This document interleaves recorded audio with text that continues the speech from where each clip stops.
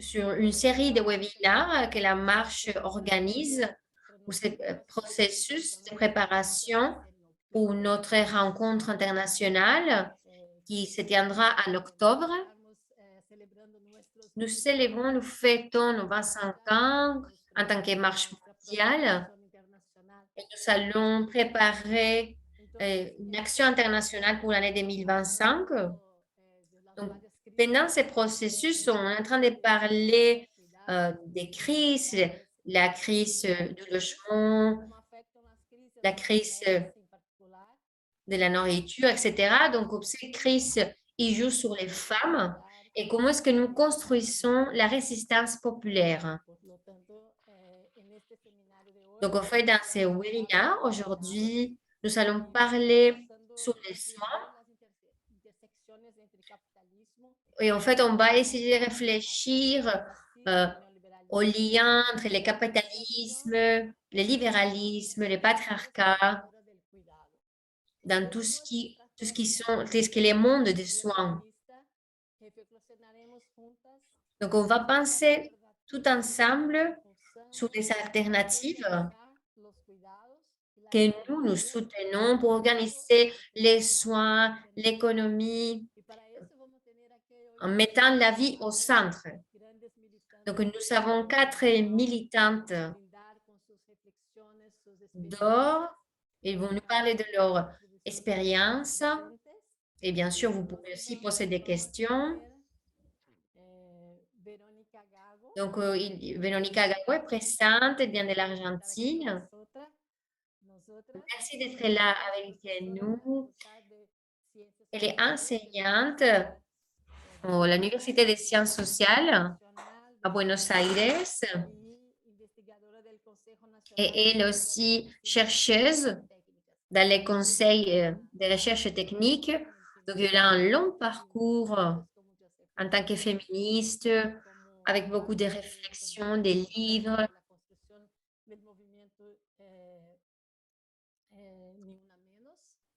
Elle fait partie aussi du mouvement Ni Una Menos.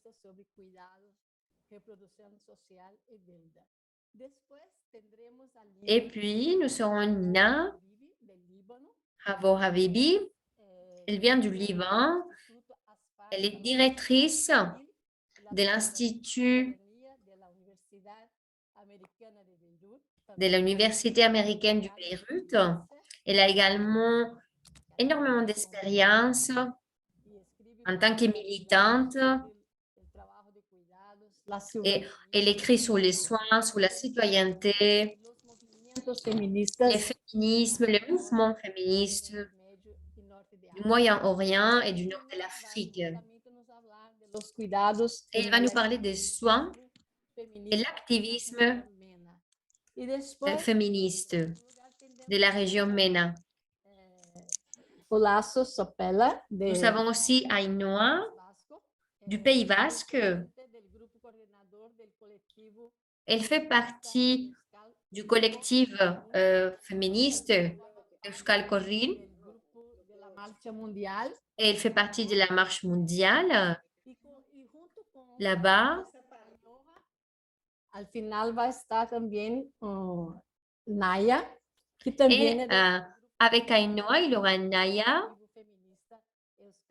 qui fait également partie de la coordinatrice de la marche mondiale. tenemos muchos micrófonos. Pero ese es carnicero. ¿Ok? Bueno, Pardon, il y avait des bruits. Pero más o menos así. Je suis désolée, Ainhoa, mais je vais te laisser tout à l'heure parler du titre de ta conférence. Donc, il y aura 15-20 minutes pour chaque conférence et puis il y aura des questions. Et voilà, et vous pouvez aussi prendre la parole pour vos commentaires, etc. Donc, on va changer Et les horaires, on va commencer avec Véronica Gago.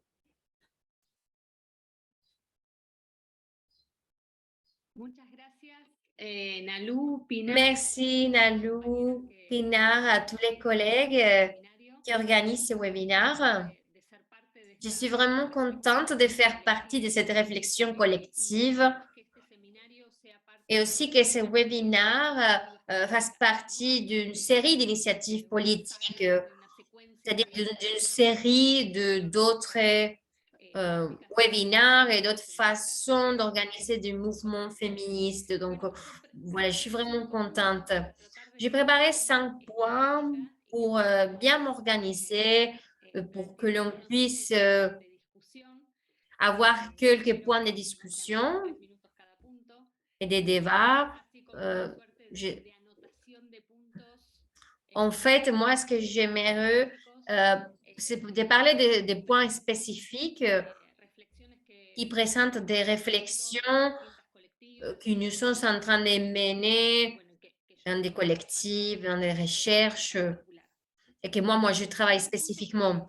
Donc, les premiers points que je tiens à signaler, c'est comment est-ce que nous continuons à parler dans le cadre de la pandémie, avec cette idée de que la pandémie elle a duré que 2 ans et que nous sortons de cette pandémie, de ce moment exceptionnel. Parce que moi, je pense que on continue à être dans des dynamiques qui se sont créées pendant la pandémie et qui se sont même intensifiées. C'est-à-dire, il faut penser à de quelle dynamique venons-nous et comment la pandémie a mis en frein, a arrêté ce genre de dynamique. Donc, je pense qu'il est très important tenir en compte les réflexions dans d'autres espaces, comment incorporer le travail des soins a été l'infrastructure basique pour pouvoir traverser la pandémie. Donc, je pense que nous devons réfléchir de l'importance des débats et des constructions des réseaux féministes et qu'en fait, ils se sont mis, ils étaient disponibles pendant la pandémie. Il y a énormément de réseaux construits, énormément de savoirs que nous étions en train de partager et qui se sont mis à disposition et ils se sont aussi exploités pendant la pandémie. Donc, je pense que c'est un point très important. Ça nous explique comment cette connaissance des langages et des pratiques qui grandissaient les mouvements féministes ont été, entre guillemets, absorbés, ils ont été en fait exploités, surexploités même pendant la pandémie. Donc, je pense que c'est une réflexion importante. Et il y a aussi autre chose pendant la pandémie, c'est la journée de notre travail. Comment nous avons des journées virtuelles et des journées présentielles. C'est-à-dire, il n'y a pas une fin de pandémie parce que nous continuons à travailler en ligne, mais nous avons également des tâches en présentiel.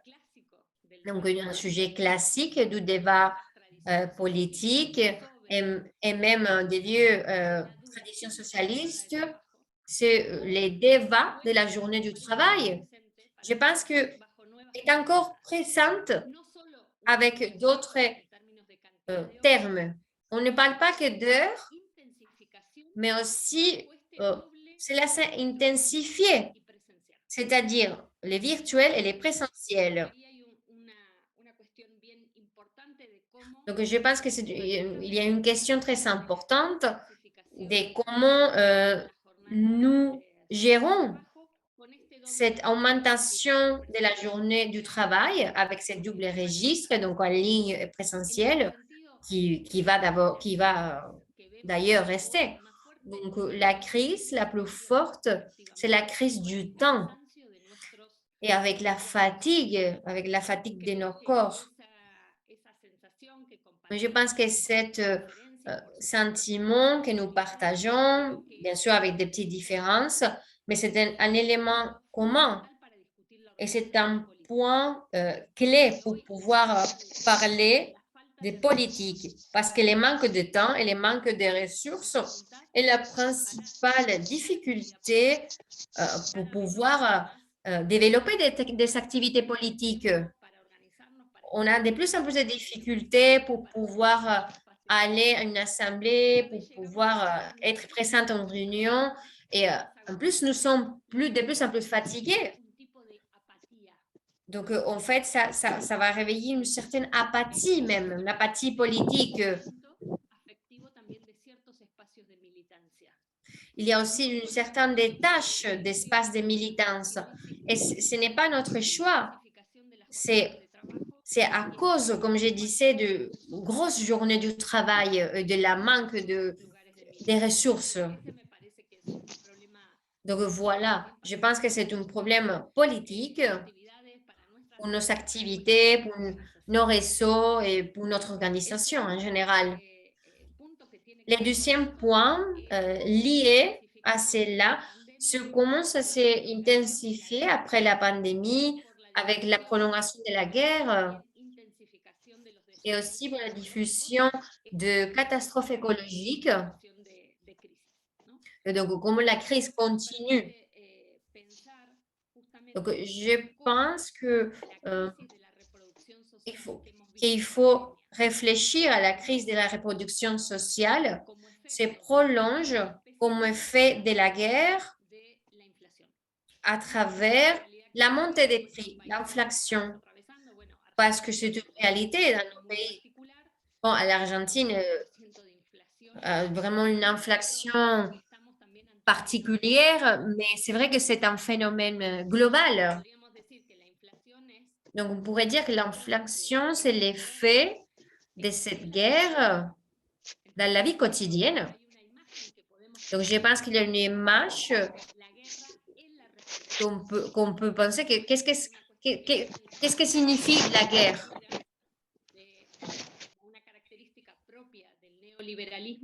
C'est une caractéristique dans le néolibéralisme, faire la guerre à la reproduction sociale.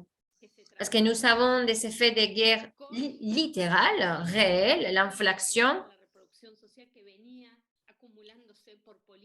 puis ajouter les politiques, les actions du néolibéralisme de ces dernières années. Je pense qu'il y a un débat intéressant que le féminisme aborde, c'est de parler des guerres, pas juste pour parler de la guerre en elle-même, par exemple la guerre entre l'Ukraine et la Russie, mais il faut parler d'autres façons de guerre et aussi parler de dynamique de la reproduction de la guerre sociale. Je pense qu'il est intéressant de reprendre, parce que si, pour parler des différentes façons et formes de violence du néolibéralisme, je tiens également à signaler 3 questions transversales. Nous pouvons parler de la nourriture et de la terre, le logement et la dette. Ce sont 3 axes concrets que nous travaillons. Cette guerre sur la reproduction sociale implique que les logements, l'économie et la nourriture est incertaine. C'est pour cela que nous parlons de ces 3 questions. Ce sont 3 problèmes qui nous signalent les terrains qui retournent et qui C'est-à-dire,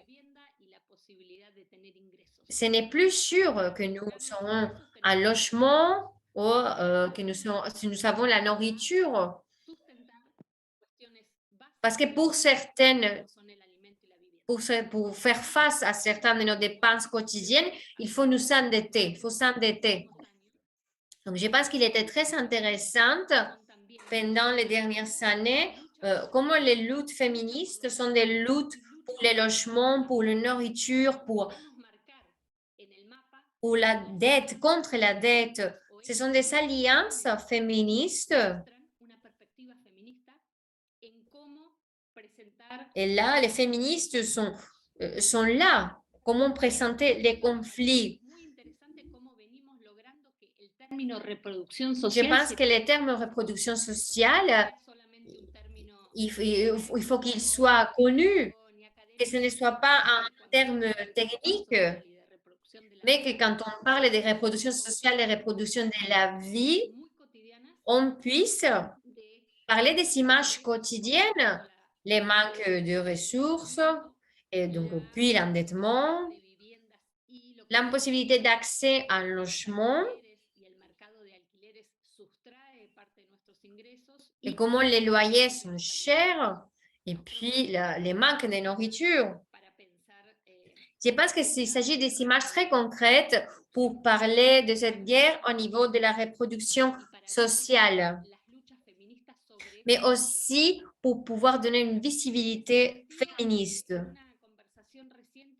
Federici proponía el término que me parece On a eu une conversation récemment avec Silvia Federici qui a proposé un nouveau terme. Elle a proposé le terme économie fasciste pour marquer cette idée d'insécurité au quotidien à l'heure d'avoir accès aux ressources quotidiennes. Et cela montre ce fascisme qui est en train de se montrer dans des différents aspects de la vie et de la politique.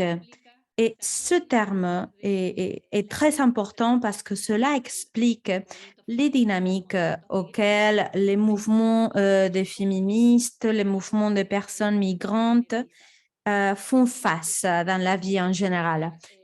Je pense que ce terme, ce concept est assez important et utile pour nos diagnostics.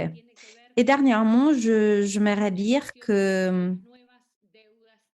quelque chose par rapport aux dettes externes, les nouvelles dettes externes. Par exemple, en Argentine, on est dans un mouvement, dans un moment de crise mondiale, un moment de crise économique mondiale, et le FMI, le Fonds monétaire international, le FMI, regarde les comptes de l'Argentine chaque 3 mois et décide qu'est-ce qui est possible de faire en tant que politique publique et qu'est-ce qui n'est pas possible de faire. Donc, cela implique des décisions politiques, bien sûr.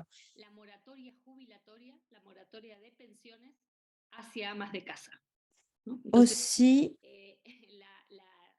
il y a une proposition politique qui est un moratorium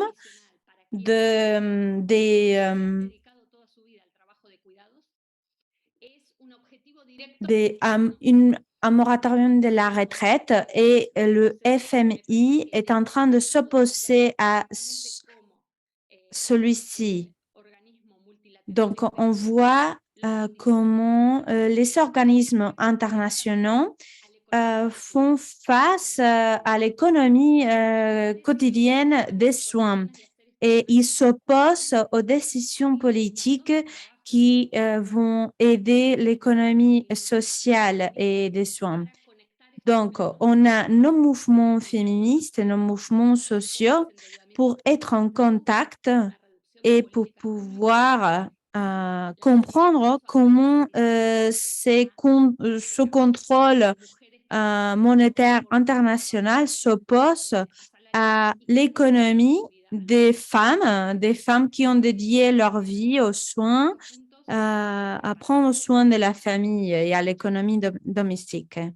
Et c'est ça ce que je voulais dire. Merci beaucoup. Merci beaucoup, Véronica. C'était extrêmement intéressant ce que tu disais. On aimerait rester ici pendant très longtemps à t'écouter.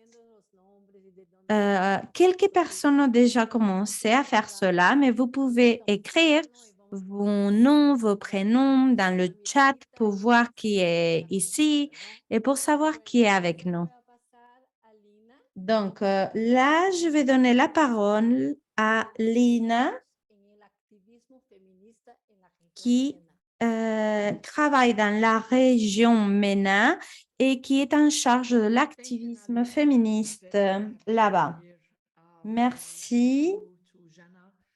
Merci à toutes pour m'avoir invitée. J'avais parlé avec Jenna à Kemar, où on allait avoir cette première conversation. On avait parlé là-bas de la marche mondiale des femmes pour connaître un peu le contexte. Je me suis rappelé là que ça fait déjà presque 25 ans que le premier réseau des mouvements des femmes s'était organisé pour créer la marche des femmes. Donc, c'est un grand plaisir de voir cela en pleine forme.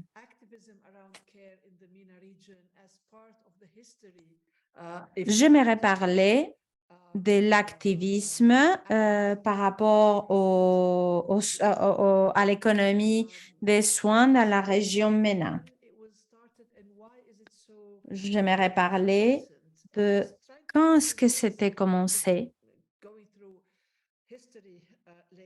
et parler un peu de l'histoire. Donc, j'aimerais partager avec vous deux petites choses.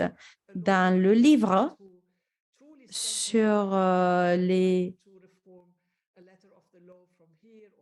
Dans le livre qu'on avait partagé, il y avait une avocate qui avait partagé des idées réformistes avec une stratégie qui était de prendre des petits pas, de faire des petits pas. Avec cette perspective, on peut penser qu'on n'allait pas arriver très loin, mais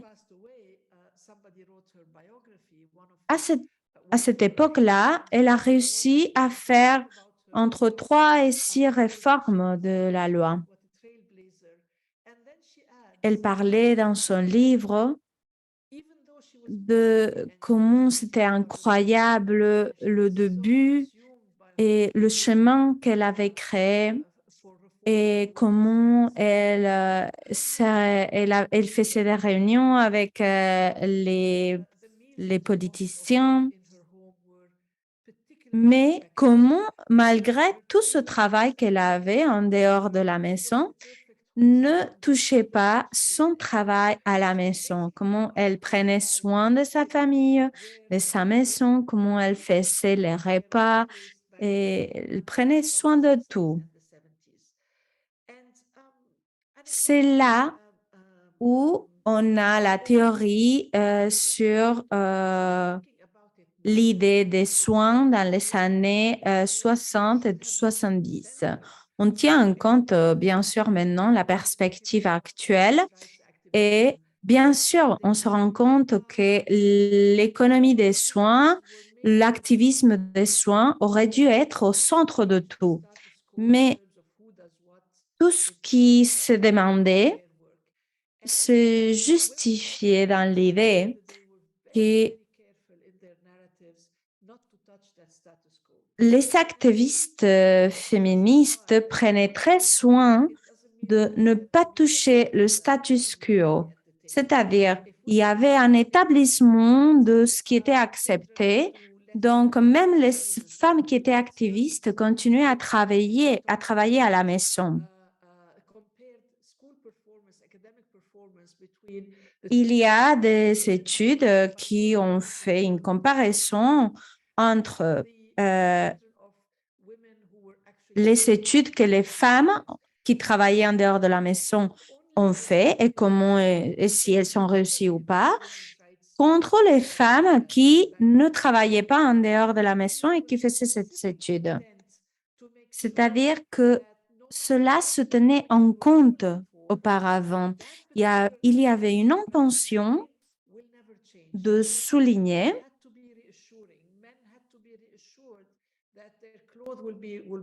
que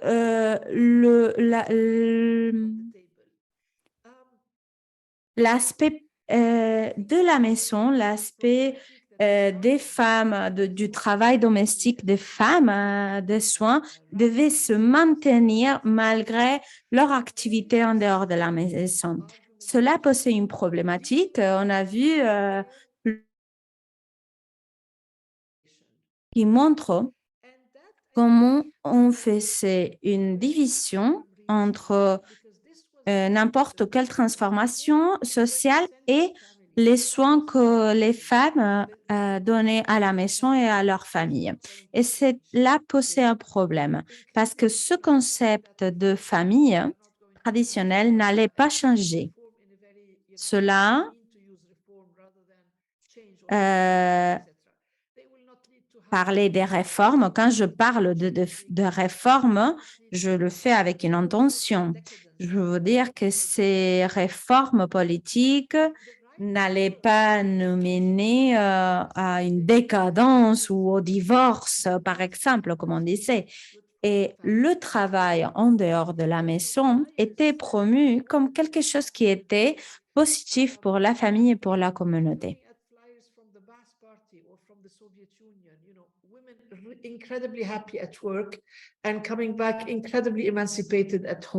On voyait des publicités qui montraient des femmes qui étaient très heureuses de rentrer à la maison après leur journée de travail.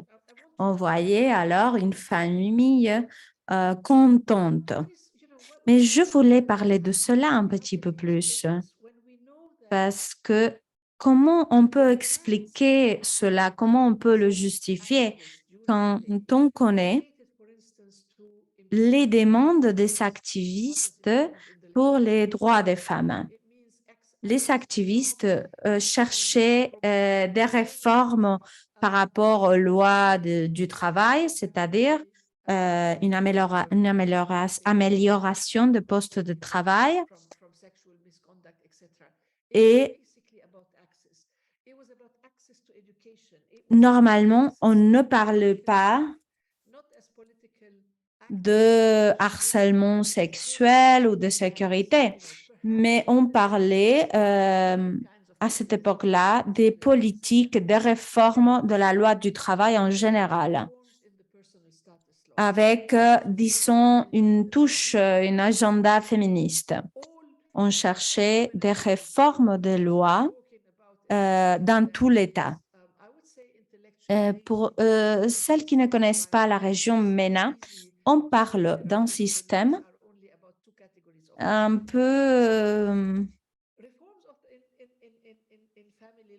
paresseux intellectuellement parce qu'on parle seulement de deux catégories principales, c'est-à-dire les réformes des lois par rapport à la famille, voulait dire, par exemple, de faire plus facile la loi du divorce, de ne pas toucher les finances de la famille, de prendre soin des enfants. Et il y avait une division de ressources qui ne voulaient pas être touchées, c'est-à-dire il y avait deux catégories qui ne pouvaient pas être touchées. La famille était au centre. Donc, il s'ignorait l'économie des soins en tant qu'un centre de révolution économique, de création d'économie, mais sans plus, rien allait changer. La femme allait être toujours en charge des soins de la famille.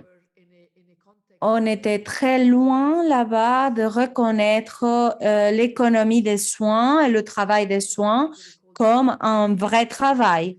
C'était, disons, une catégorie pour les femmes. C'était leur obligation en tant que femmes de réaliser ce travail.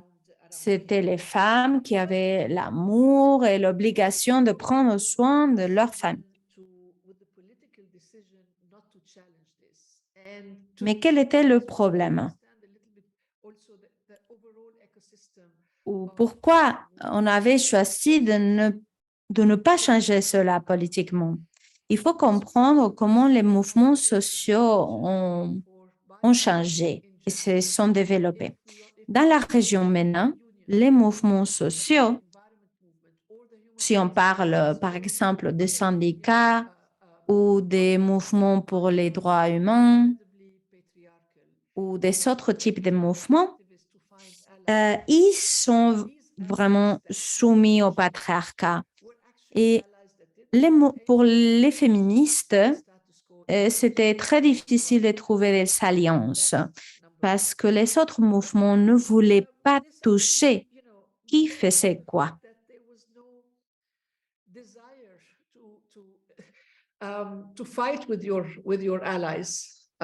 Cela nous avait mené à ne pas vouloir faire des alliances. Les femmes se voyaient complètement isolées. Il n'y avait pas une solidarité entre les mouvements. Cette solidarité n'existait pas auparavant. On a la tendance à oublier que la plupart des mouvements sociaux sont formés par des hommes. C'est-à-dire, ils sont soumis à une structure de patriarcat.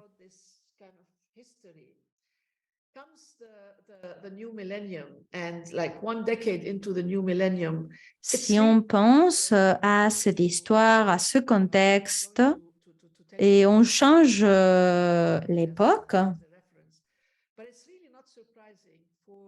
on est maintenant dans un nouveau millénaire et maintenant, ce n'est pas une surprise que la Banque mondiale parle de la région MENA et je vais parler d'une banque et je n'aime pas parler de cela, mais c'est un paradoxe parce que d'un côté, on a les régimes arabes qui ont fait des avancées, qui ont fait des ponts pour les filles pour pouvoir accéder à l'éducation supérieure, par exemple. Ils ont fait des avancées dans l'éducation et dans la santé aussi. Mais tous ces avancées ne sont pas traduits dans plus d'investissement économique parce qu'on n'a jamais eu une vraie compréhension, une vraie idée politique de reconnaître le travail des soins comme le centre de nos relations sociales. I want to credit our sisters, our feminist sisters in North Africa and particularly in Morocco. Et maintenant, j'aimerais parler aussi dans un autre temps et de nos frères et nos sœurs féministes du nord de l'Afrique.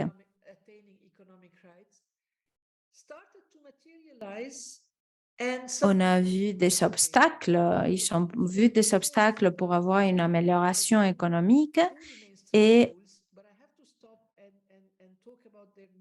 because they were a turning point. So, first of Et all, j'aimerais parler maintenant our sisters and I think Morocco now is into du changement, time budget survey. du changement pour nos sœurs du Maroc qui Economists would like metrics. Let's measure who's doing what for how long and what are the l'idée, c'était de voir qui faisait quoi et pendant combien de temps. measurements that were On devait voir qui gagnait et qui perdait et les mesures qui se sont prises, qui se sont établies. one aspect of the argument to reform personal status laws in Morocco. How did it translate?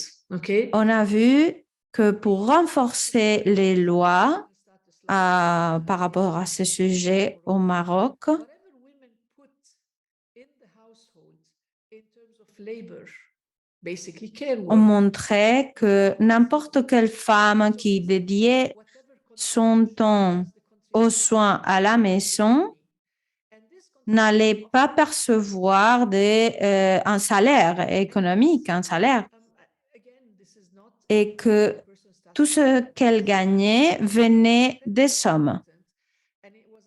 Cela ne changeait pas leur statut, mais à cette époque-là, on a fait des avancées et les juges, à cette époque-là, ont commencé à tenir en compte le travail des femmes, le travail des soins des femmes pour avoir une compensation économique.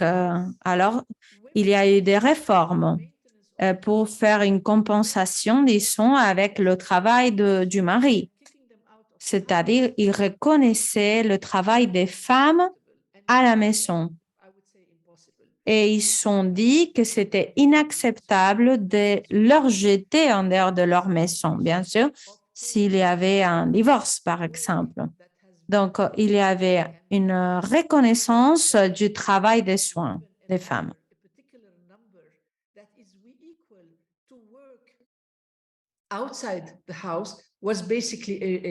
C'est-à-dire, il mettait au même niveau le travail fait dans la maison que le travail fait en dehors de la maison. Il y a eu des études au Maroc qui notaient que les femmes qui étaient divorcées, les femmes un peu plus âgées qui étaient divorcées, voyaient le divorce comme un risque vu qu'elles pouvaient être jetées en dehors de la maison après le divorce. Mais la loi maintenant a montré ce changement dans la loi qui a reconnu le droit des femmes. Il y a eu un deuxième changement. On a eu des statistiques dans la région aussi, et il y avait une chose qui était très intéressante. D'abord, on disait que ce n'était pas normal d'avoir une catégorie de travail qui soit seulement pour les femmes. C'est-à-dire, qu'est-ce que je veux dire? Je veux dire, il n'y a pas une catégorie de travail qui parle de hommes au foyer. On parle seulement de femmes au foyer. Mais alors, cela voulait dire que cette femme, entre guillemets, ne travaillait pas. C'est une idéologie qui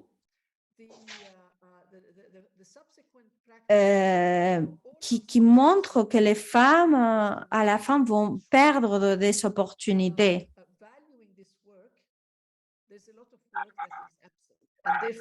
On donne du valeur au travail. Et cela veut dire que ce travail est complètement absent dans notre idée de travail. Donc, je pense que cela s'est passé au début de ce millénaire.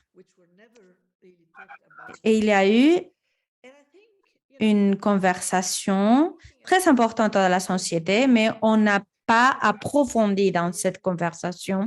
Maintenant, on parle du changement de l'écosystème du mouvement féministe. On a des nouvelles générations qui sont plus unies. On a aussi des autres mouvements, par exemple, par rapport aux droits sexuels. Et on voit de plus en plus des femmes, à chaque fois plus jeunes, qui sont des activistes.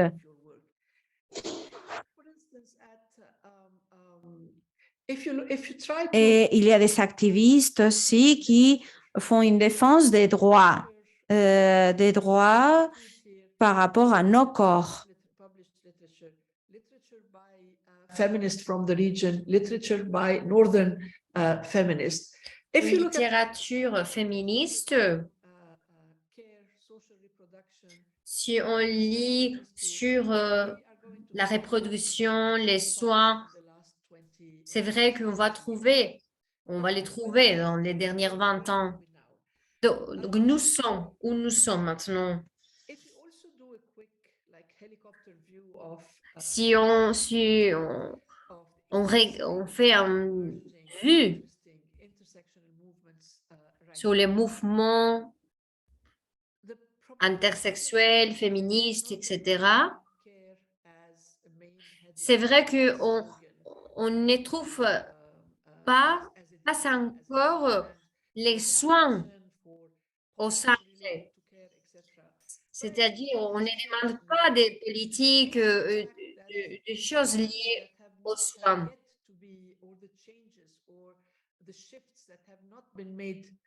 C'est vrai qu'il y a des changements qui ne sont pas faits encore.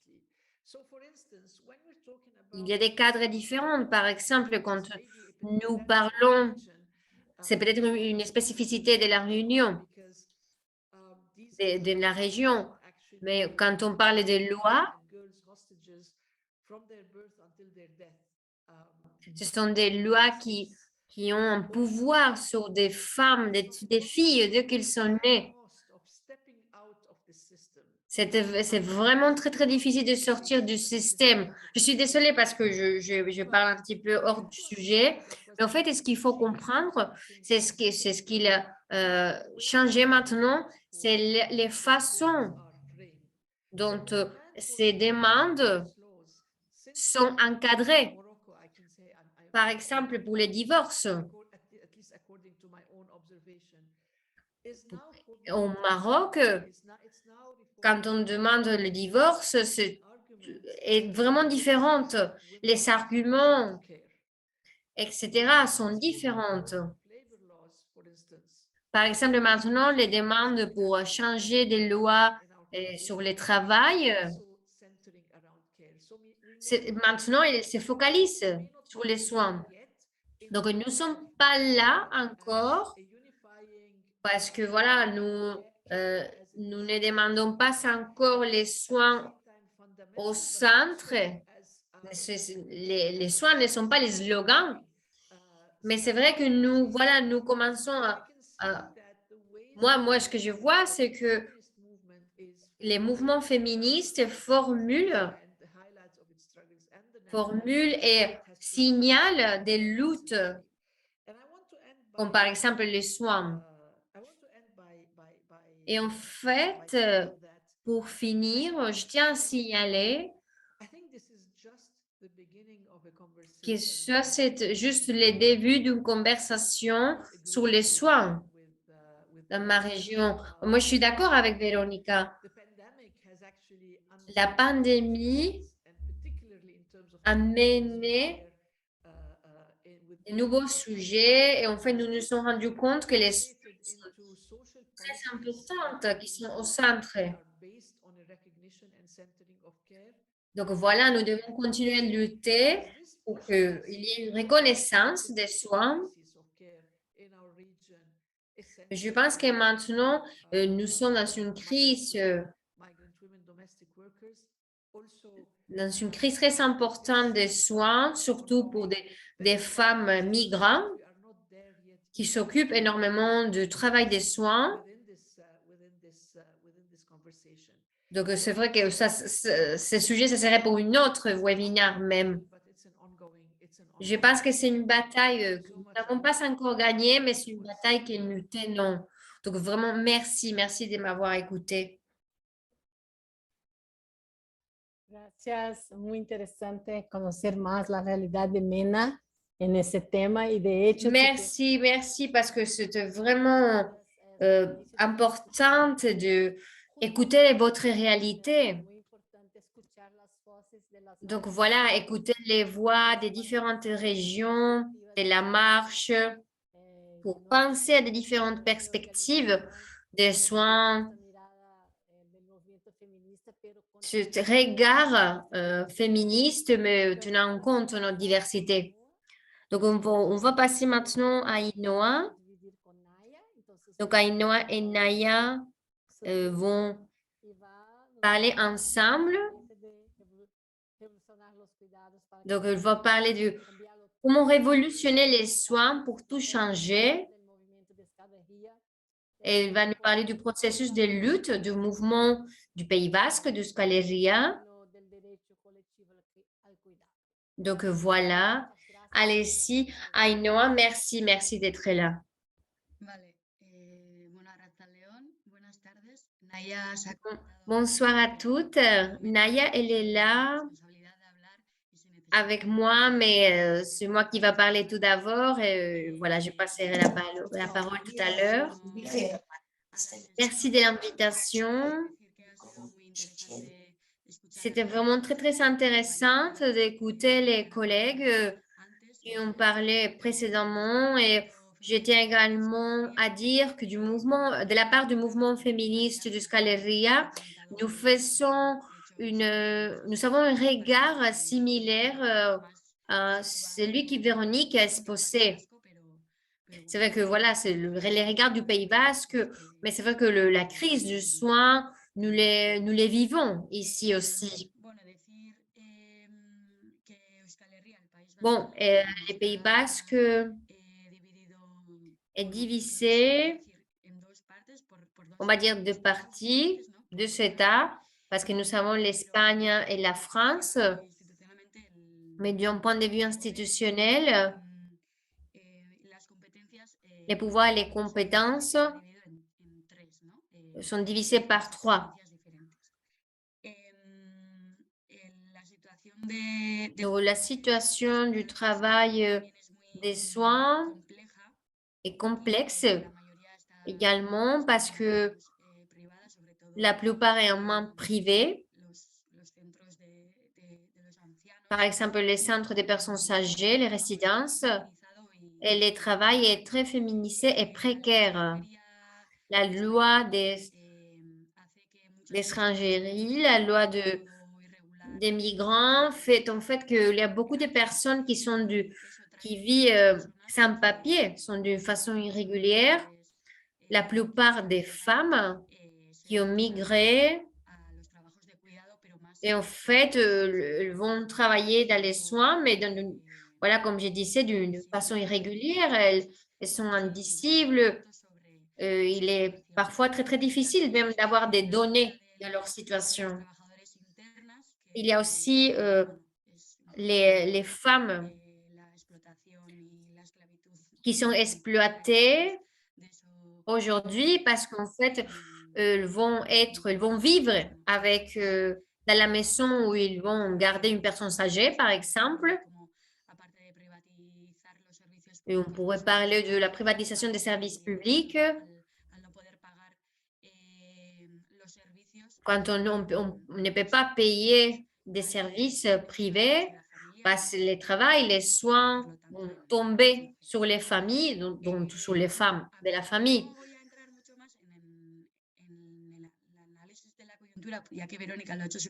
Parce que bon, Véronique, elle a parlé très bien du contexte, donc je ne vais pas parler exactement de ça, mais je tiens plutôt à vous parler du processus que nous menons ici, les mouvements féministes.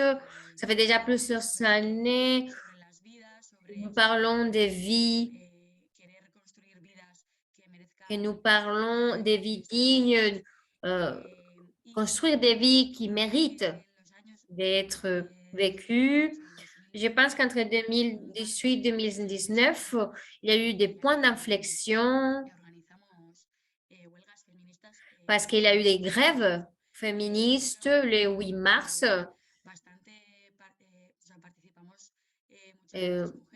Beaucoup de femmes, nous avons participé, des syndicats, des mouvements sociaux, et ça a même généré des alliances. Et il y a eu des structures et des réseaux qui se sont créés en Euskal Herria, qui ne sont pas faciles de créer partout dans les pays. Mais après ces 2 points d'inflexion, nous avons mené des journées féministes au Euskal Herria. Nous le faisons chaque 10 ans.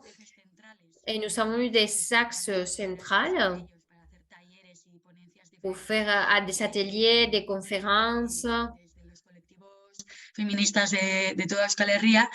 par les collectifs féministes. Plus de 3000 femmes, nous avons être ensemble, nous avons réunis.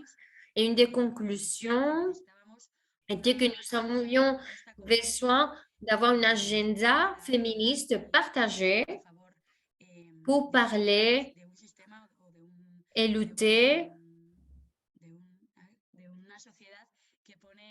d'une société, pour que la société parle de mettre la vie au centre. Donc voilà, nous savons que dans l'année 2020, avec la pandémie, il y a une plateforme qui s'est lancée par des collectifs et des syndicats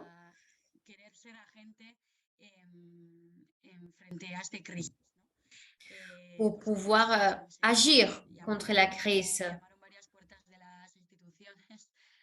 On a toqué certaines portes des institutions, mais on n'a pas eu de la chance. On s'y attendait. Mais c'est vrai qu'on a généré un schéma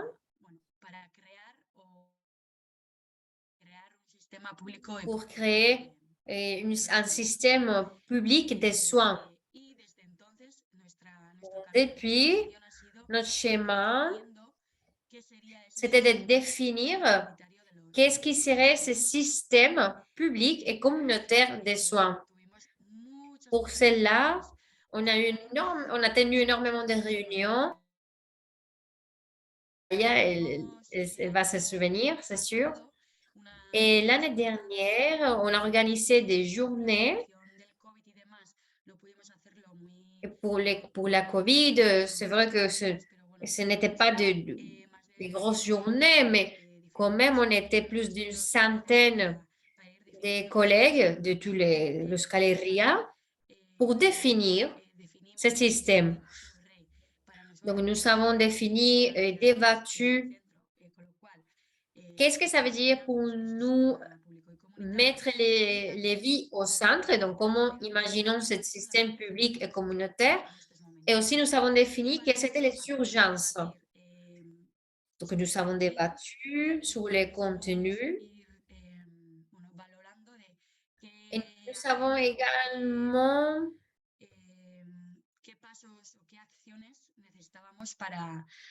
réfléchir à quels pas, quelles actions devions-nous mener.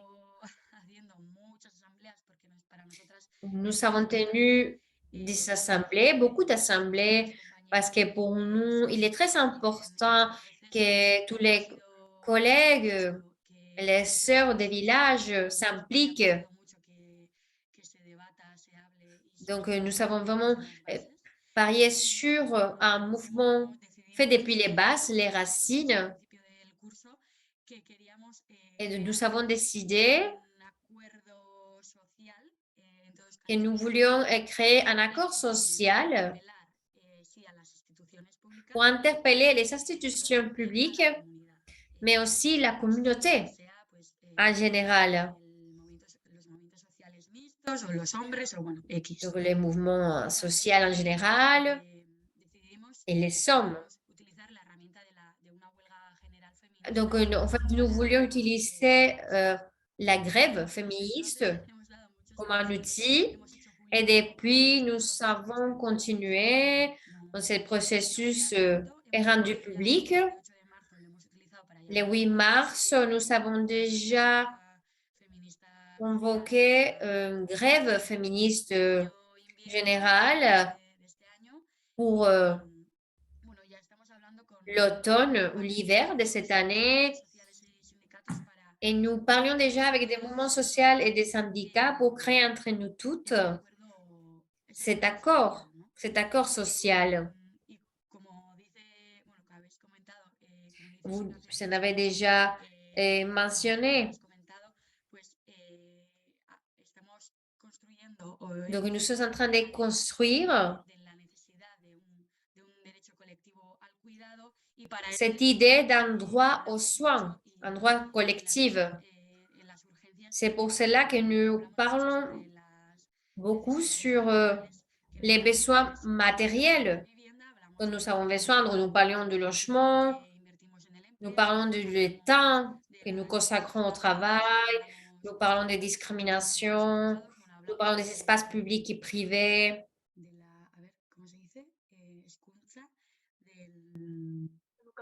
De la educación, gracias. Nous Hablamos parlons d'éducation, de la santé, parce que nous croyons que parler des soins et parler des vies, parce que voilà, nous avons besoin de soins tout au long de notre vie.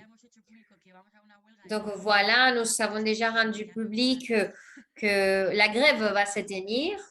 Donc voilà. Nous allons faire également une assemblée nationale au mois d'avril. Nous allons définir quelles sont notre lignes rouges. Alors de définir, parce que cette grève générale va être une grève féministe. Et en fait, nous sommes en train de regarder d'autres grèves. Parce que quand nous parlons de grève générale, en fait, ce que nous voulions, c'est que le SOM s'implique également. Parce que sinon, voilà, on dirait que c'est une lutte des femmes et nous voulons que ce soit une lutte générale. Donc, c'est pour ça que dès le mouvement, en fait, nous voulons parler des lignes rouges. Donc, vraiment définir qu'est-ce que c'est organiser une grève féministe et aussi sur les contenus. Y Aldarri Capenac, Naya, a ver. Y algunas reivindicaciones ya Donc, bastante. nous avons quelques revendications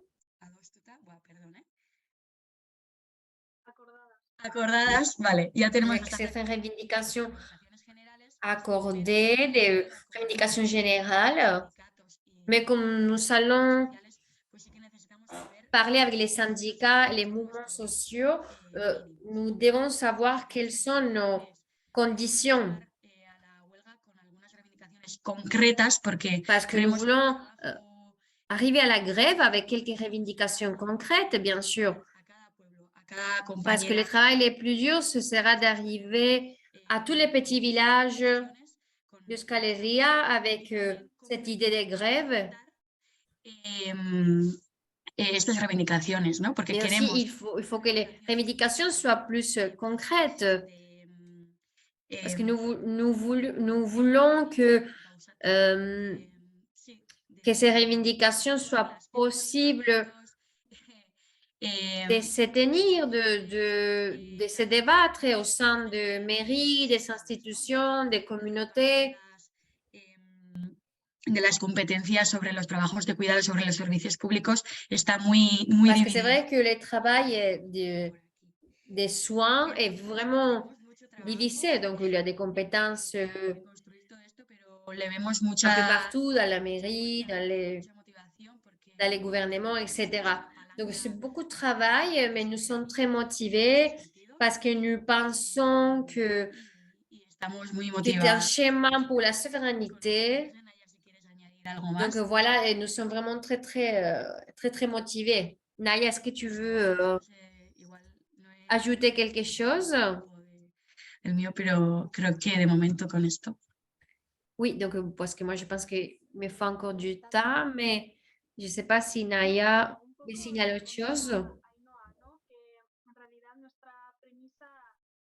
Oui, c'est juste pour rebondir sur ce qu'Ainoa elle disait. Ya el feminismo no solo es Le féminisme unas mejoras de las n'est condiciones de pas las juste des améliorations des conditions des femmes, mais pour nous, c'est un paradigme de changement. C'est une autre société, une création d'une société différente, de société féministe. Donc voilà, c'est pour cela que nous parlons de cette grève féministe générale, parce que pour les femmes travailleuses, c'est un outil important. cultura feminista y también poniendo en el centro Mais en fait, ce que nous voulons, c'est de mettre au centre qu'il ne s'agit pas d'idéologie ou de valeurs, mais il est question de changer l'économie, changer les cadres politiques, de tout changer. Donc voilà, c'est pour ça que nous parlons de mettre au centre la vie de toutes.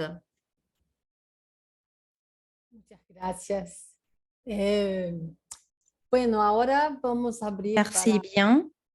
que todos puedan participar. Maintenant, on va demander à tout le monde de participer parce que comment c'est très important de voir les différentes réalités et perspectives des personnes, mais on va aussi laisser un moment pour les questions et réponses avec nos oratrices, nos rapportrices.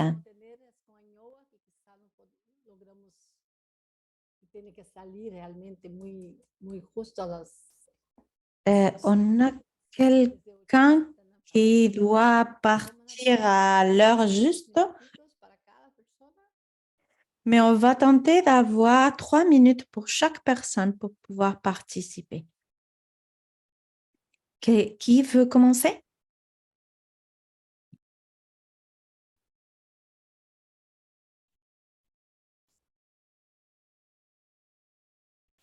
Sophie? Sophie, vous pouvez vous présenter. Okay, thank you, dear sisters. Hello, Nalu. Merci, mes sœurs. Bonjour, Nalu et toutes. Je suis Sophie Galapi de la Tanzanie.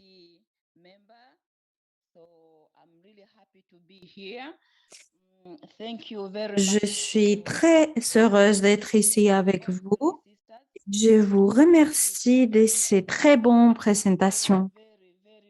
C'était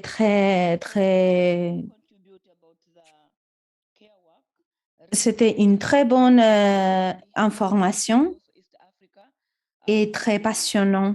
Moi, j'aimerais parler aussi de la même problématique qu'on a ici en Afrique.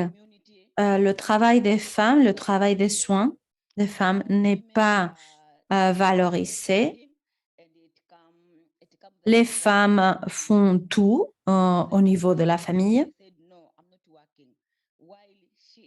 Et si on demande aux femmes si elles sont en train de travailler ou pas, elles disent que non, elles ne sont pas en train de travailler. Mais en fait, elles font beaucoup de choses à la maison.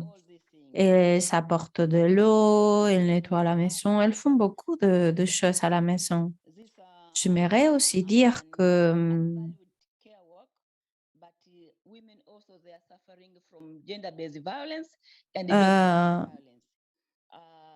à part ce travail à la maison, les femmes souffrent des différents harcèlements, de l'abus. Et ici, en Saint-Tibia, où j'habite, il faut dire que le travail de la femme à la maison n'est pas mis en valeur, n'est pas valorisé. Mais en fait, c'est la femme qui ne reçoit rien si elle se divorce.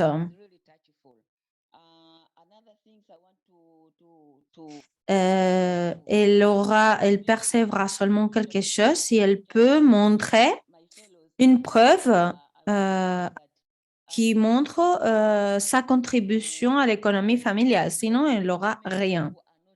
Et j'aimerais finir en disant que il faut donner une autonomisation aux femmes parce que parfois elles n'ont pas les ressources ni les connaissances nécessaires. Donc, il faut penser à une bonne stratégie pour arriver à ces femmes qui n'ont pas les ressources. Merci, mes sœurs, et merci à tous. J'aimerais seulement ajouter cela. Maintenant, on va avoir Sophie. Sophie, vous pouvez parler. Sophie Oguto, de Kenya. Sophie Ogutu de Kenya.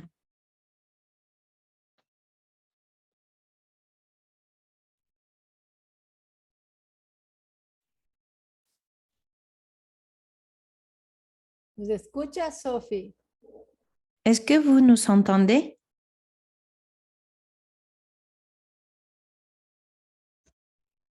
Bueno, no sé si alguien quiere seguir mientras. Bon, si quelqu'un veut participer pendant que Sophie regarde si elle peut participer. Salete?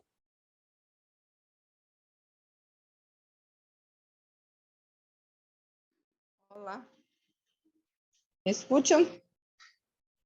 Bonjour, est-ce que vous m'entendez? Alô? Sim, te escutamos, Salete. Oui, on vous entend. Escuta? Sim, Ah, sim. desculpa.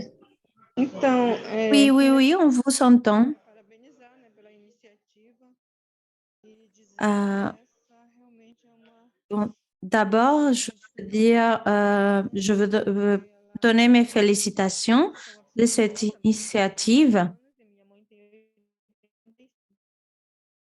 A gente fez aqui uma roda de conversa no local de trabalho e uma das coisas que surgiu foi essa, né, a discussão do cuidado. Je suis très contente qu'on parle des soins de ce sujet parce que on parle toujours E sempre surge essa questão, tipo, nós somos sempre as cuidadoras, né, da infância. des femmes qui prennent soin depuis la petite enfance. I think there's an internet connection problem as well. Salete, te perdimos. Salette, on n'arrive pas à t'entendre.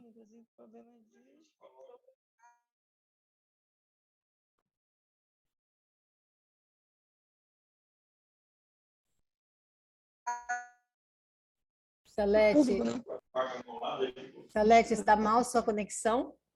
Tenta terminar rapidinho. É que estava entrando. Salette,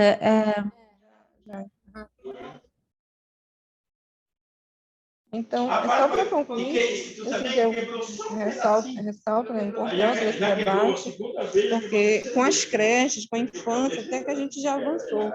Mas, por exemplo, a questão do cuidado das pessoas idosas e enfermos, ainda precisamos melhorar muito, porque essa acaba sempre caindo sobre as mulheres, né, da família, principalmente. il faut dire que c'est toujours les femmes qui ont fait ce travail de soins de la famille. Para a infância se ha avançado um pouquinho com as guarderías. Salette avait dit qu'on a fait des avancées par rapport à la crèche, mais qu'on n'a pas fait des avancées par rapport aux soins des personnes âgées. Bon, on voit que Sophie est de retour. Êtes-vous là? Oui, oui, désolée. Mon microphone n'était pas bien, mais j'espère que vous pourrez m'entendre maintenant. Je vais tenter de mettre la vidéo. Bon, je vais devoir l'éteindre parce que j'ai une mauvaise connexion.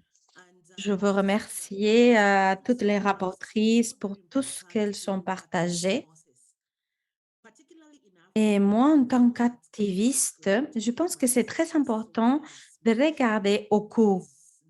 Ici, en Afrique, comme ma sœur Sophie avait dit, le travail des femmes par rapport aux soins n'est pas valorisé. On a une culture qui est ainsi. Parfois, on voit comme on échange les femmes avec des vaches. Les femmes sont vendues pour une vache parfois. L'homme sent qu'il est plus fort que la femme. Il est à charge de la femme. Il est chargé de prendre soin d'elle. Et ici, en fait, on voit cette réalité au Kenya, mais on le voit aussi dans des communautés dans la Tanzanie et dans l'Ouganda. On voit comment les femmes font tout. Elles construisent même leur maison, elles promènent le bétail, elles font tout le travail à la maison, mais elles ne perçoivent rien. Elles doivent même payer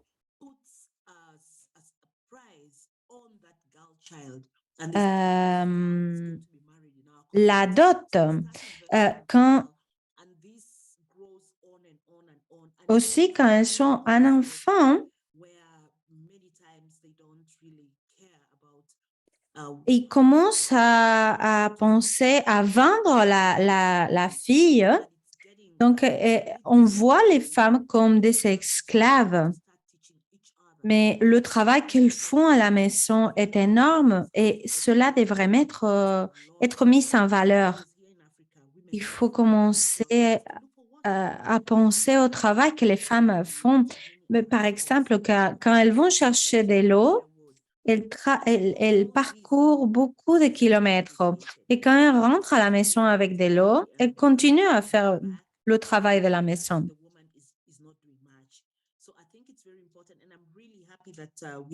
Mais quand l'homme sort pour travailler en dehors de la maison, il pense que la femme est restée à la maison et qu'elle ne fait absolument rien. Il se voit lui-même comme celui qui apporte l'argent et il pense que la femme ne fait rien. Mais il faut donner la force aux femmes. Il faut mettre en valeur le travail qu'elles font et ce qu'elles apportent à la communauté. Il faut rompre avec cette culture de la femme en tant qu'esclave. Tout cela est dû à un manque d'appréciation, un manque de donner valeur au travail des soins. Merci beaucoup. Maintenant, on aura Patricia et après, je vais couper un peu pour pouvoir dire au revoir à tout le monde. Mais bon, d'abord, on a Patricia. Tu micrófono, Patricia, no está. Buenas Le tardes. microphone. Oui, bonsoir à toutes. Moi, je suis Patricia, j'habite à Sao Paulo et je suis militante de la marche mondiale. J'avais une question pour Véronica. J'aimerais vous demander, par rapport au travail des soins, on sait que comment le patriarcat a une influence sur le travail des soins. Et en fait, il faut aussi tenir en compte ce que l'Église fait, parce que l'Église maintient cette idée de la femme qui prend soin de la famille. Donc, tenons en compte que l'Église est contre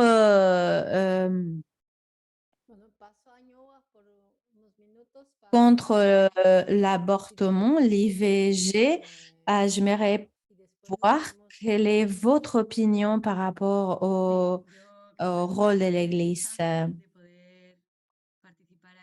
Oui, moi, je suis très contente de pouvoir participer ici et on est très motivé par rapport, parce qu'on voit qu'on n'est pas seul. On n'est pas seul quand on parle du travail des soins. On voit que c'est quelque chose multi-espace et pour moi, c'est vraiment important de voir qu'on est en train d'unir nos forces. Et je dois dire que je suis désolée parce que je dois partir maintenant. J'ai une autre réunion. Merci beaucoup, mais merci d'avoir été avec nous et d'avoir partagé vos idées.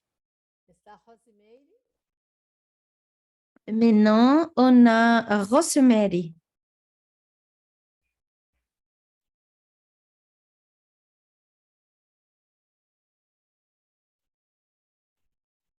¿Queréis hablar, Rosemary? Voulez-vous parler, Rosemary?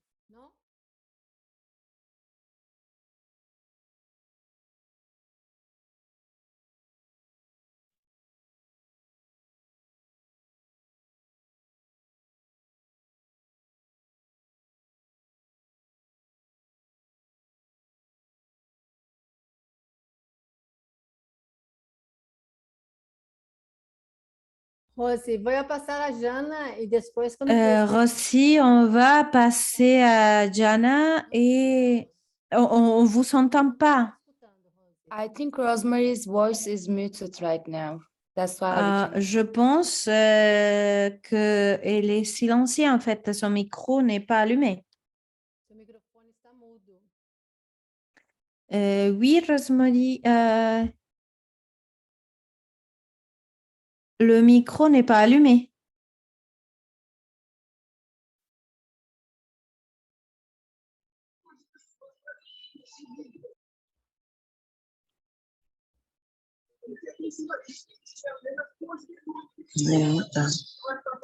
Alô?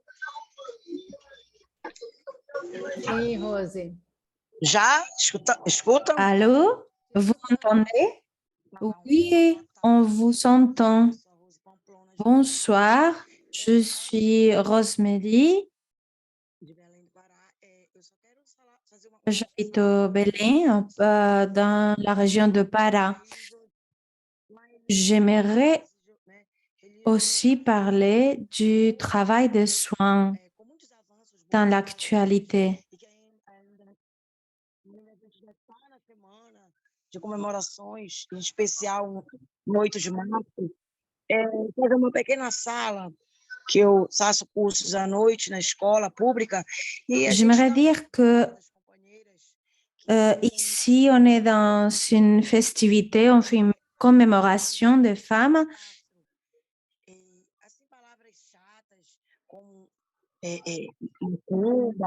Como rituais, e eu sempre... Mais on utilise des mots dans cette commémoration comme des rituels. Mais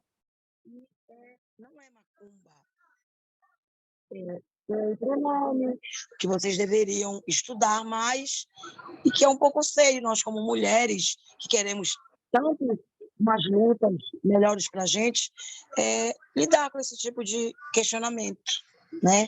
E que também dentro da religiosidade tenha um cuidado também maior nas escolas, principalmente públicas e municipais, que a gente ainda vê un entrave.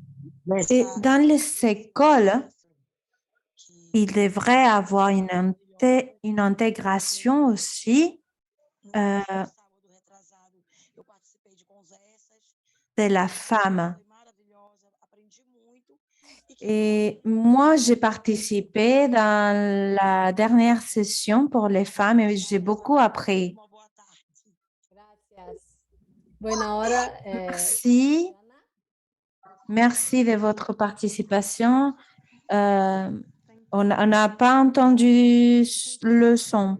And the participants for this really very interesting discussion. Maintenant, on a Jana.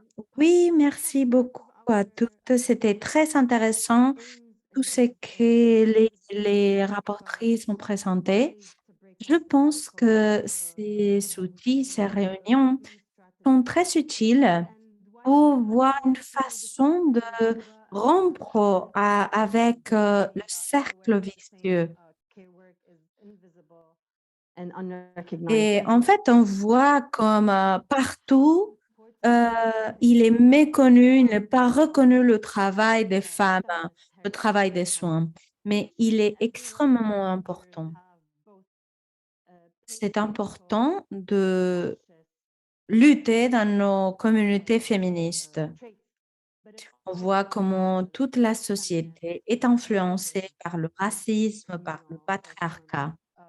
Mais il y a aussi des formes féministes qui sont inclusives. Donc, je pense qu'il faut réfléchir à cela. Il faut penser aux significations que cela a pour nous. J'étais en train de penser, après la participation de Lina,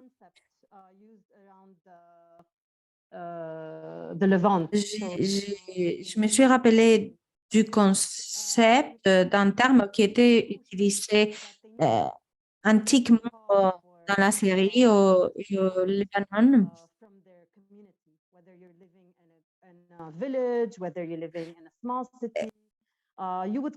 Depuis très longtemps,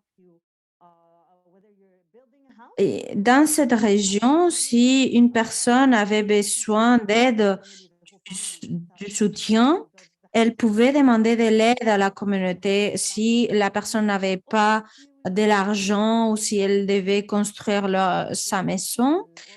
Cette personne pouvait toujours demander de l'aide à la communauté et la communauté allait l'aider, par exemple, pour prendre soin des enfants, pour construire leur maison, etc. Donc, c'est très important de comprendre la valeur qu'on donne au travail des soins, mais il faut aussi penser à des outils pour pouvoir contrôler nos cultures et comment cela affecte. Mais il y a toujours de ces stratégies féministes dans des autres régions qu'on peut copier-coller. On peut les utiliser comme des guides pour nous. Merci beaucoup. Maintenant, on donne la parole à Mafalda.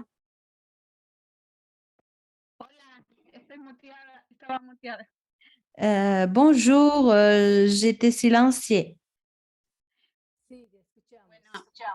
On vous entend.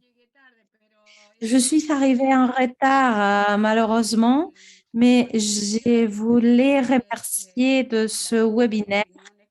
Et je pense que les idées que j'ai entendues ont été très nécessaires pour voir que c'est un sujet qui touche toutes les femmes dans tout le monde. J'aimerais vous dire que nous, on vient d'arriver d'une journée dans la péninsule de Chiloé où on a parlé justement de sujets de travail des soins qui font les femmes de l'île de Kemchi. Donc, je pense que c'est très important d'avoir toutes ces rencontres pour faire une socialisation, pour se nourrir des idées des autres femmes, de nos collègues, et pour pouvoir avancer par rapport à ce sujet. Nous, cette année,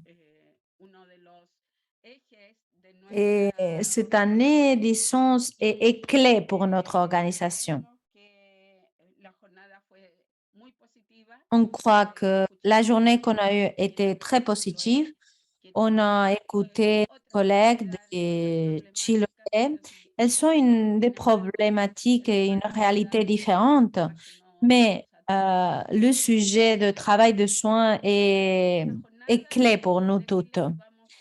Donc, merci beaucoup pour ce webinaire et je veux dire seulement qu'on avance tout ensemble dans le même chemin vers le même objectif. Donc, merci de nos avancées qu'on fait et merci pour les résolutions qu'on mène dans les journées où on participe cette année. Merci, Mafalda. Merci beaucoup. Un gros câlin. OK. Donc, maintenant, on en a plus de prévu. Peut-être qu'on peut retourner à parler avec Véronica. Mais bon, moi, je vais profiter pour dire quelque chose. Nous, dans la marche mondiale des femmes, on est en train de travailler dans le sujet de l'économie féministe et dans le sujet de travail de soins et la reproduction sociale. On regarde tout cela avec une perspective de changement.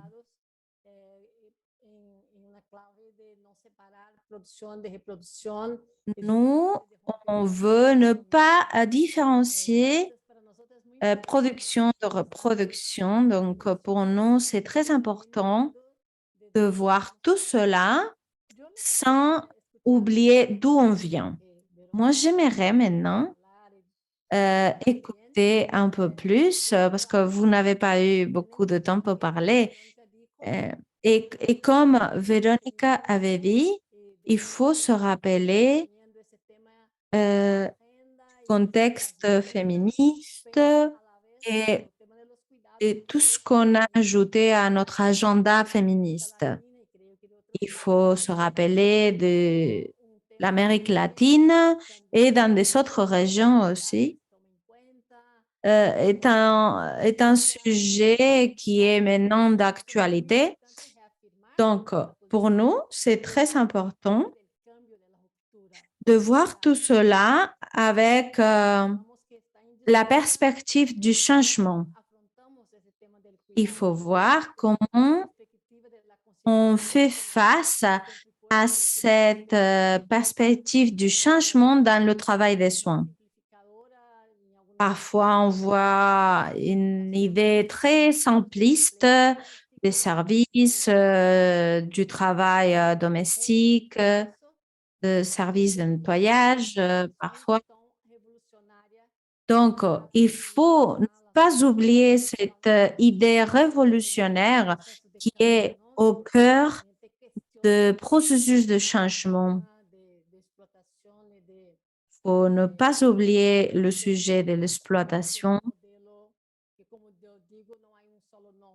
Et comme je dis, il n'y a pas un seul nom, un seul terme pour parler du système qu'on a, c'est patriarcat, c'est racisme. On peut l'appeler de différentes façons.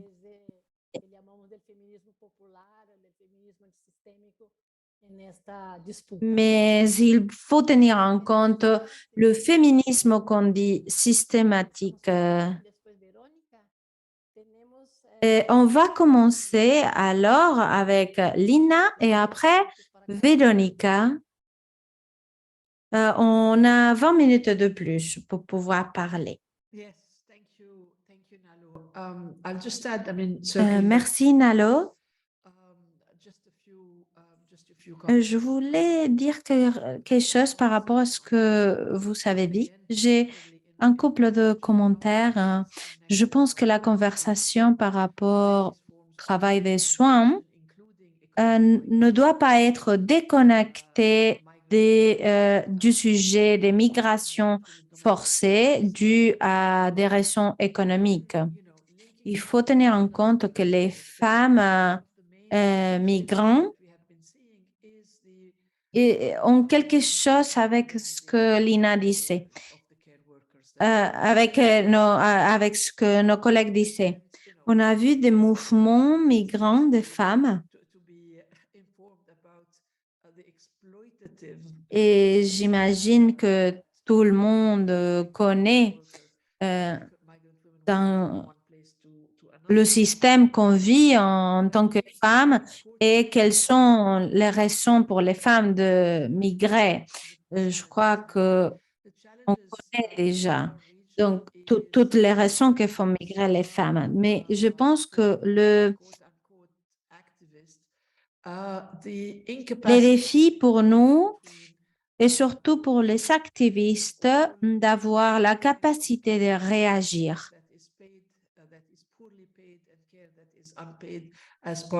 Il faut réagir par rapport au travail des soins qui est mal payé ou qui n'est pas payé du tout, surtout si on n'est pas d'accord ou si on n'est pas consciente de mettre tout cela dans le même thème, dans le même sujet. Il faut penser à avoir une réaction collective féministe, mais une réaction ensemble. Ce que je veux dire, c'est que ce changement va peut-être être un peu lent. Et j'aimerais dire aussi quelque chose de plus.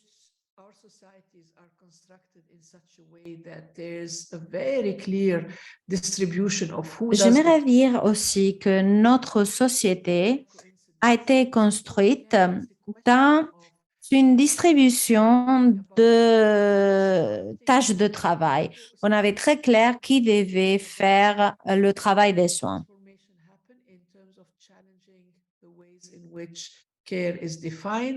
Donc, il faut penser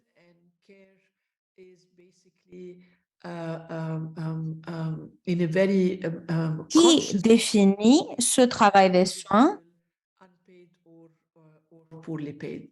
So I think it's mostly on the one hand rethinking the whole. Again, I'm talking about. Et il faut aussi tenir en compte où est-ce que les femmes font ce travail de soins et qu'ils ne soient pas valorisés ou qu'ils ne soient pas payés du tout. Je parle toujours de la région Bénin, mais il faut voir comment faire cette analyse plus simple, comment s'assurer de ne pas parler seulement du travail des soins pas payés, mais aussi du travail des soins qui est mal payé. Dans la région de Ménin,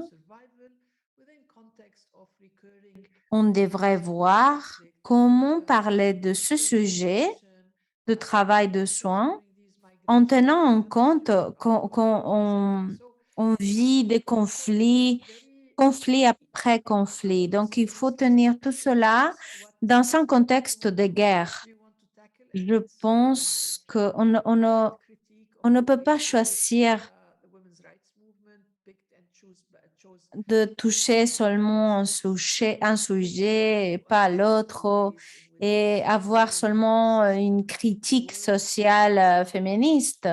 Sinon, qu'il faut comprendre le système en soi-même. Il faut comprendre comment le travail des soins est au centre de la distribution sociale.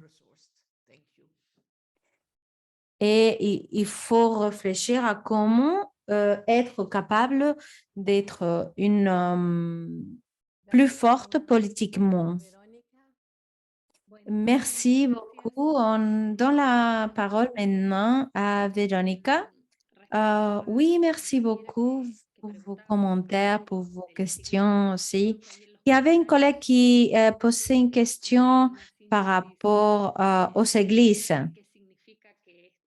Et je crois qu'on avait eu une synthèse très bonne par rapport à la reproduction sociale.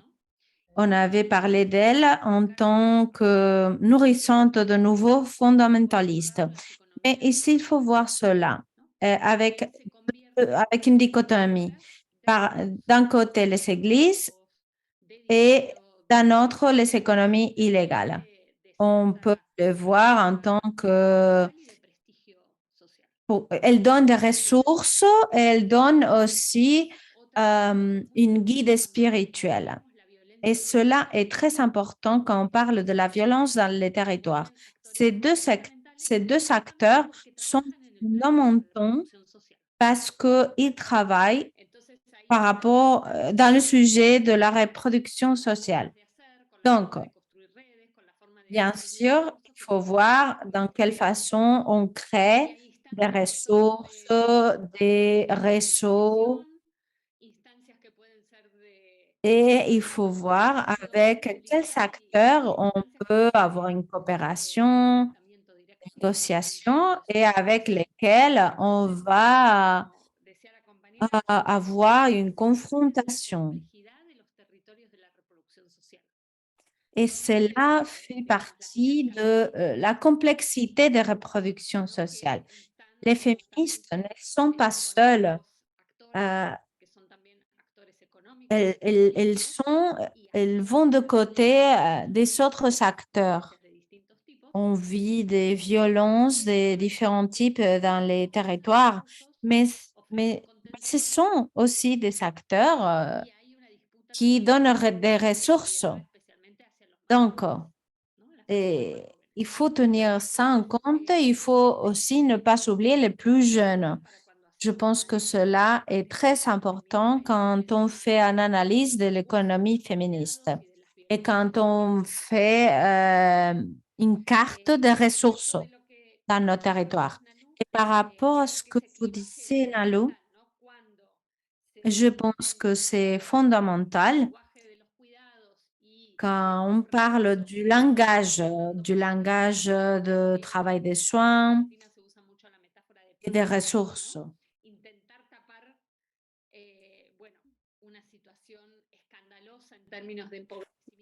Le plus important, c'est de ne pas utiliser un patch pour couvrir une situation de crise, par exemple, et on le fait ici en Argentine. Et je pense que quand on parle des soins, on ne parle pas seulement des organismes internationaux, ni de politique pour le pouvoir des femmes contre la précarité, mais ceci, il faut tenir en compte que tout est plus difficile dans ce contexte de pauvreté. On a de plus en plus une vie quotidienne plus difficile avec moins de ressources et nous, ce qu'on fait, c'est une recherche par rapport au changement qu'il y a eu par rapport aux dettes des femmes avant et après la pandémie. Parce qu'on voit que la charge par rapport aux dettes et par rapport à la reproduction sociale est en train de remonter. Donc, tout cela fait plus complexe, plus difficile la dynamique digitale et comment la digitalisation a une influence dans ce sujet aussi. Comme nos collègues du Pays Basque étaient en train de dire, il faut penser aux stratégies économiques et politiques pour pouvoir lutter contre tout ce problème-là. Mais je veux remercier pour me donner cet espace-ci. Si Anna ou Dilnes veulent faire un commentaire final. Yeah, this is one of the reasons that we have chosen. Oui, c'est une des raisons pour lesquelles nous avons choisi la crise des soins comme un de sujet important pour notre chemin vers notre rencontre internationale. Donc ça, c'est une de 4 éléments de notre discussion. Donc voilà, C'est vraiment important pour nous de comprendre ce type de crise et puis de parler des alternatives. Care in our communities. Et comment est-ce qu'on peut organiser les besoins des soins au sein de nos communautés? Parce que c'est un sujet de vie ou mort. Parce que maintenant, nos sociétés sont des sociétés de survie.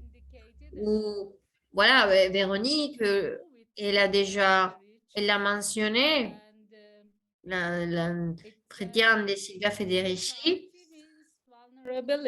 La précarité signifie vulnérabilité.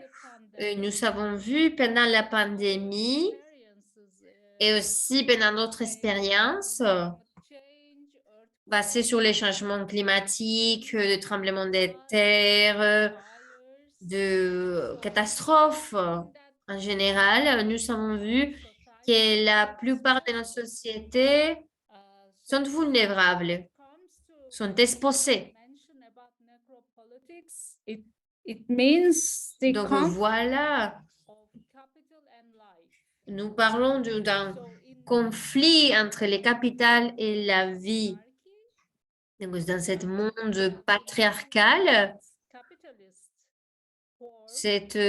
nous avons vécu sur des capitalismes, ça détruit la vie humaine, la nature.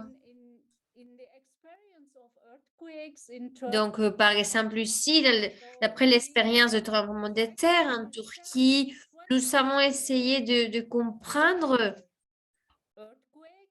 quel était le désastre, les gouvernements ou les tremblements de terre. Government. Cette politique conservative du gouvernement s'est basée sur la privatisation des services publics.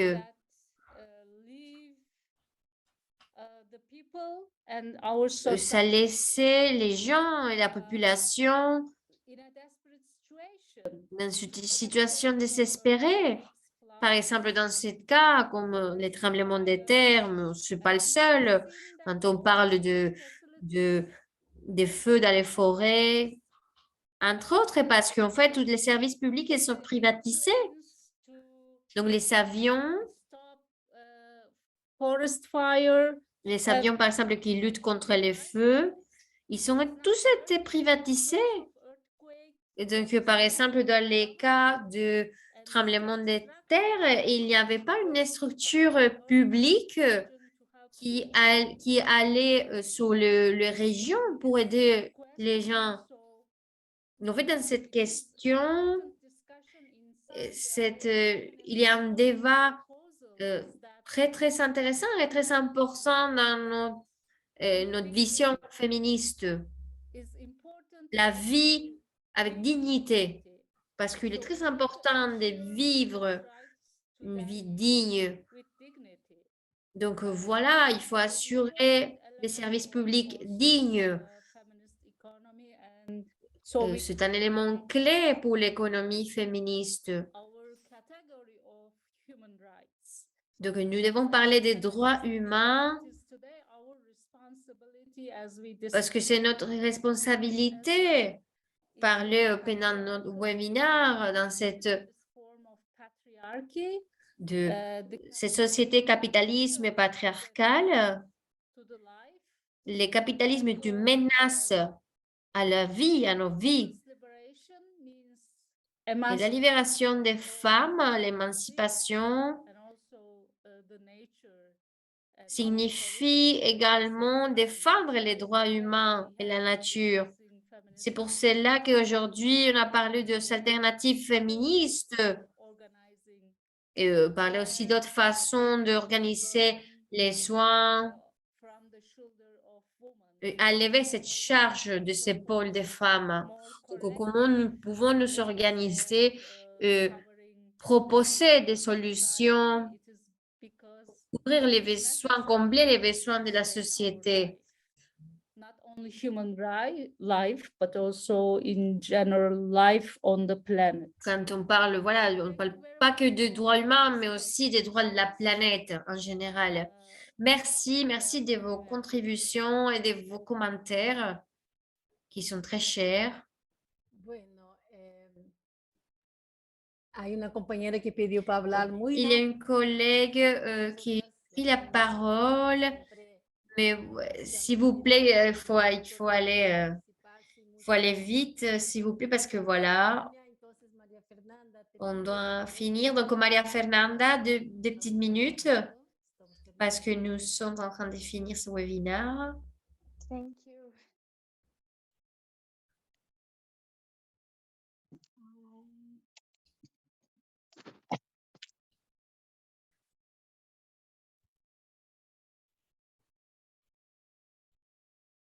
María Fernanda. Maria Fernanda, vous êtes là?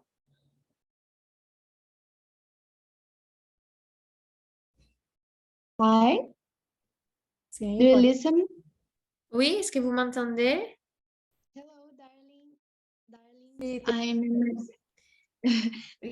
Salut à toutes, je suis Maria Fernanda du Rio de Janeiro, de Brésil. Moi, je ne parle pas d'autres langues, mais je vais essayer de parler en anglais très brièvement. Donc, tout d'abord, je tiens à signaler l'importance de ce dialogue global sur les soins parce que les conférences Angela Davis m'ont fait penser à Angela Davis parce que dans son livre, elle parle de penser au féminisme, penser à des projets et vivre dans une organisation sociale for women is very difficult. qui va lutter contre le capitalisme.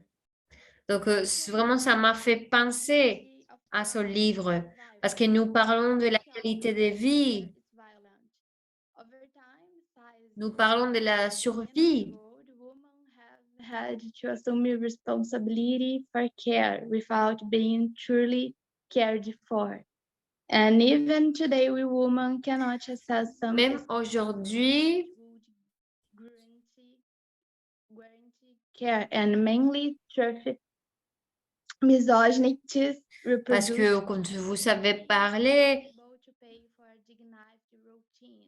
nous continuons à nous occuper des soins et les machismes. Les machismes est toujours là, et la privatisation des services publics. Can talk more about these topics that Donc, en fait, j'aimerais vraiment qu'on continue de parler de ces sujets parce que le soin fait vraiment partie de notre quotidien. Donc, voilà, c'est ce que je tiens à vous signaler. Merci. Gracias, María Fernanda. Bueno. Merci, Maria Fernanda. Agradecer otra vez. Donc, voilà, je tiens encore à vous remercier, vous toutes, à toutes les collègues que vous savez vraiment travailler pour ce webinaire, les collègues de la Secrétariat internationale, les conférencières. Muy apropiada para el debate que estamos haciendo ahora. Je pense que les collègues ont vraiment bien clôturé ce webinaire parce que nous, la marche mondiale, nous continuons de lutter et je pense que nous avons parlé des points clés de nos débats sur les soins. Et je pense que vous avez tous mentionné des points qui sont liés et qui sont très importantes. Et ça nous donne une base pour continuer d'apprendre et continuer d'agrandir notre mouvement à niveau international. Donc, merci à vous toutes. Merci aux participantes, aux interprètes, bien sûr aux conférencières. Donc, voilà.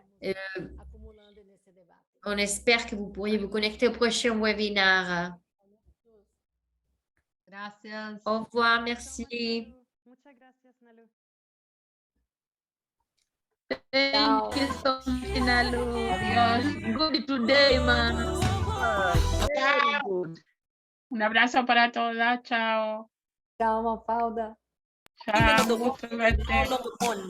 The march to freedom goes beyond every season. Ciao. The reason